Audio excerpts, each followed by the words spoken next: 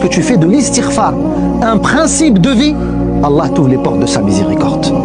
Mais laissez-moi vous parler d'un frère qui entendra sûrement ce discours et qui s'y reconnaîtra. Un frère qui, je vois certains de mes élèves ici qui le connaissent. Wallahi al-azim. Il est venu me voir il y a cela quelques années. Il est venu me voir et il m'a dit « Je suis dans une situation catastrophique. J'ai des mois de loyer de retard. Mon entreprise est en train de faire faillite et je suis à 2 doigts de divorcer avec ma femme. Ça fait maintenant 6 ans que je suis avec elle. On n'a pas d'enfant. On vient d'apprendre qu'elle est stérile, qu'on ne pourra pas avoir d'enfant.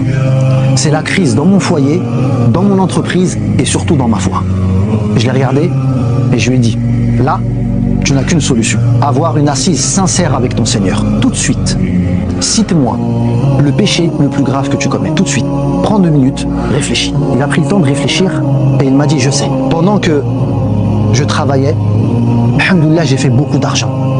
Mais j'ai pas sorti ma zakat. » Je lui ai dit tout de suite, prends tes relevés bancaires. Fais le compte. On va faire tout de suite, on va comptabiliser ta zakat tout de suite. Il prend son téléphone, il se prend, tac, on arrive à un chiffre. Je lui dis maintenant tout de suite, à l'instant, paye ta zakat. Il me dit, je peux pas, j'ai pas d'argent, j'ai pas 1 centime dans mon compte. Je lui dis, qu'est-ce que tu as à vendre? Il réfléchit, il me dit, j'ai rien. Je lui dis, réfléchis. Il réfléchit, il me dit, je sais, j'ai une 2e voiture. Je lui dis, bismillah, connais-tu quelqu'un qui est prêt à l'acheter? Il me dit, je sais pas, il y a peut-être un frère qui voulait. Je lui dis, donne-moi son téléphone. J'appelle le frère, je lui explique la situation, je lui dis, s'il te plaît, achète la voiture au frère. Il me dit, ça y est, je lui achète. Le montant, tant. Je lui dis, maintenant, tu prends cet argent-là et tu payes ta zakat. Il m'a dit, ça y est, khalas, je vais payer ma zakat. Je lui dis, maintenant, tous les jours, je veux te voir, après le maghreb, à telle place dans la mosquée, en train de faire l'istighfar. Tu ne bouges pas, tu ne parles à personne, tu ne réfléchis à rien. Tu dis juste, astaghfirullah wa atubu ilayk, astaghfirullah wa atubu ilayk, astaghfirullah wa atubu ilayk. Le frère est venu pendant des semaines, tous les soirs, à la mosquée, au même endroit, astaghfirullah wa atubu ilayk. Jusqu'à ce qu'un jour, pendant que je faisais cours, je me rappelle comme hier, c'était là, après le Asr, dans la mosquée.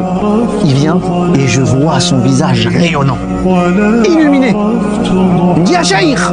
Il me dit, tu vas pas croire. Je lui dis, qu'est-ce qu'il y a? Il me dit, je suis riche. Je lui dis, qu'est-ce que t'as? Il me dit, je viens de décrocher un contrat. Allahu Akbar. Je lui dis, alhamdulillah. Il me dit, mais c'est pas tout, Achaïr. Je lui dis, quoi? Il me dit, ça fait 1 mois que ma femme elle est enceinte, on le savait pas. Rien d'étonnant. Non.